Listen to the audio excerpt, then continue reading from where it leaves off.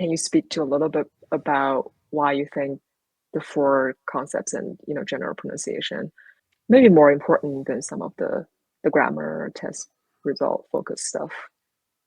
Got you. So when we talk about the four steps or the kind of the four key framework, we're talking about placement, which is where are you projecting sound from. We're talking about breath, how much airflow is kind of making it through your throat and your chest area. We're talking about pitch, like are you able to say like wow, getting the highs and the lows.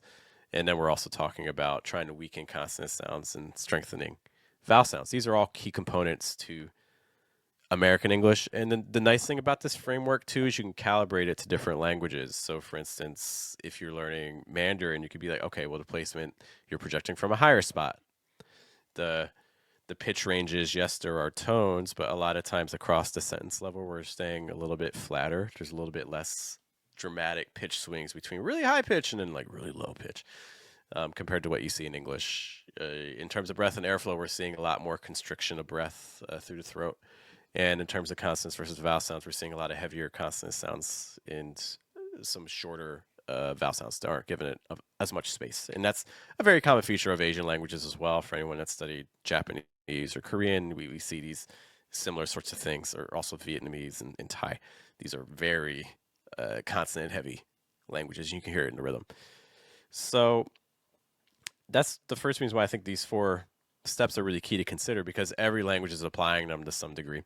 The other thing is that what I see over and over with students from my own teaching is that I should reframe. When I first started teaching, I was very focused on mouth position things like, oh, if you make the ooh sound, round your lips and things, you may be doing that ooh, or maybe a th sound, put your tongue between your teeth like the.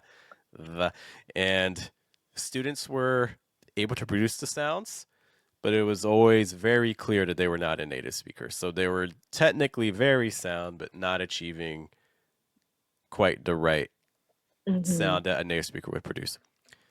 And I also noticed that you would watch some instructors and they would teach you, okay, well, to make the ooh sound around your lips, like ooh, ooh, ooh. Mm, mm. But then later, often in the same video, you would see them talking and they would say a word like tooth and their lips would be straight. And it's like, wait, you're not even rounding your lips. You're telling me to say ooh, ooh, ooh, but then you're saying tooth.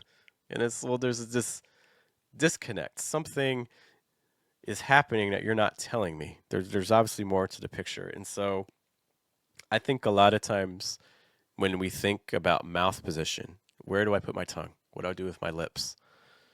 We get really focused on the technical Hmm. aspects.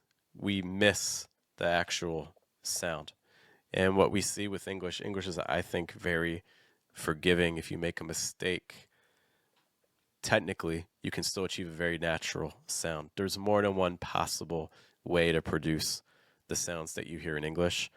And if we only focus on a single way, we can lose sight of that. We can not realize that there are other alternatives that might actually assist our pronunciation a little bit more. So I think these concepts, one, help you sound more natural, but two, also help you do it in a way that in some ways is less stressful. I don't have to remember, oh, I need to put my tongue here, I need to do this, I need to do this. Hmm. It's just like, oh, how can I get more airflow through? That oftentimes just solving that is oftentimes enough to achieve a more natural sound.